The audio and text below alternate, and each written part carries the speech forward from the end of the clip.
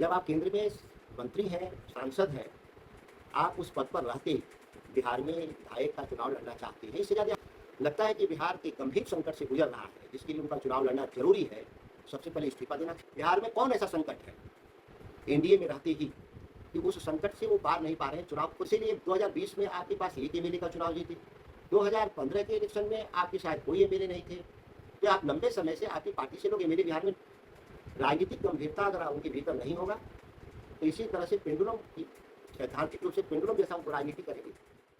अपने बयानों को लेकर हमेशा सुर्खियों में रहने वाले बिहार सरकार के पूर्व मंत्री और बक्सर से लोकसभा सांसद सुधाकर सिंह ने केंद्रीय मंत्री चिराग पासवान पर बड़ा हमला बोला है।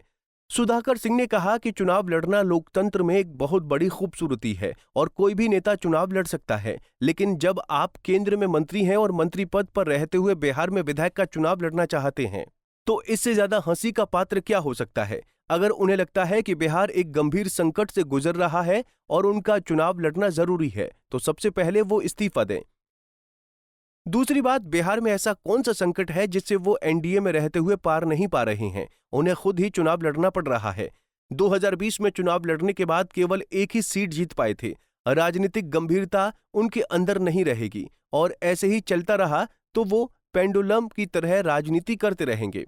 देखिए, चुनाव लड़ना लोकतंत्र की सबसे खूबसूरती है किसी भी नेता को, लेकिन लड़ने का उद्देश्य बहुत साफ होना चाहिए। जब आप केंद्र में मंत्री हैं, सांसद हैं, आप उस पद पर रहते बिहार में विधायक का चुनाव लड़ना चाहते हैं, इससे ज़्यादा हास्यास्पद क्या हो सकता है। लगता है कि बिहार के गंभीर संकट से गुजर रहा है, जिसके लिए उनका चुनाव लड़ना जरूरी है। सबसे पहले इस्तीफा देना चाहिए। दूसरी बात, बिहार में कौन ऐसा संकट है एनडीए में रहते ही कि उस संकट से वो पार नहीं पा रहे हैं, चुनाव खुद लड़ना पड़ेगा।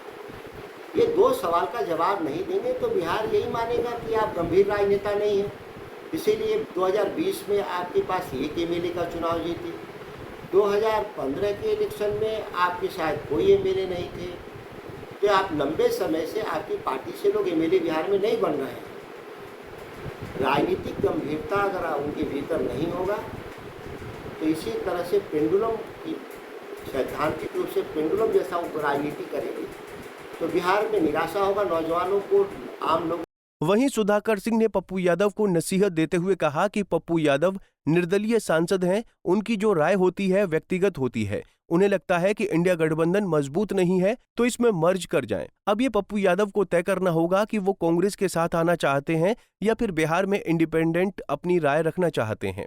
पप्पू यादव निर्दलीय सांसद हैं, उनकी जो राय जितनी होती है उनकी व्यक्तिगत राय होती है और अपनी राय को हाया कांग्रेस या महागठबंधन की तरफ को दिखाना चाहते हैं, जो बात सत्य नहीं है। पप्पू जी को अगर इतना ही लगता है कि हमको इंडिया गठबंधन में रहना है, इंडिया गठबंधन के साथ चलना है, तो वो मर्ज करना चाहिए उनको। एक छोटी सी पार्टी कोई बनाकर चलते हैं तो इसे मजबूत इंडिया गठबंधन नहीं मजबूत होता। वो अगर इसमें मर्ज कर जाएंगे, हम लोग भी राष्ट्रीय जनता दल के सांसद हैं, कई अवसरों पे हम अपनी बात रखते हैं जो हमारी पार्टी के राय के अनुकूल भी रहती है और पार्टी के लिए कभी ज़रूरत के हिसाब से भविष्य की नीतियाँ तय करने में काम आता है, उस तरह की भी राय देते हैं हम लोग। तो पप्पू यादव को तय करना होगा कि वो राजनीतिक दल के तौर पे समाप्त करके वो कांग्रेस के साथ जाना चाहते हैं या इसी तरह से इंडिपेंडेंट जो बिहार में वो अपनी राय रखना चाहते हैं तो रख सकते। बहरहाल चिराग पासवान ने बिहार विधानसभा चुनाव लड़ने की संभावना पर यह कहा है कि पार्टी की जो राय होगी उसका मैं जरूर पालन करूंगा।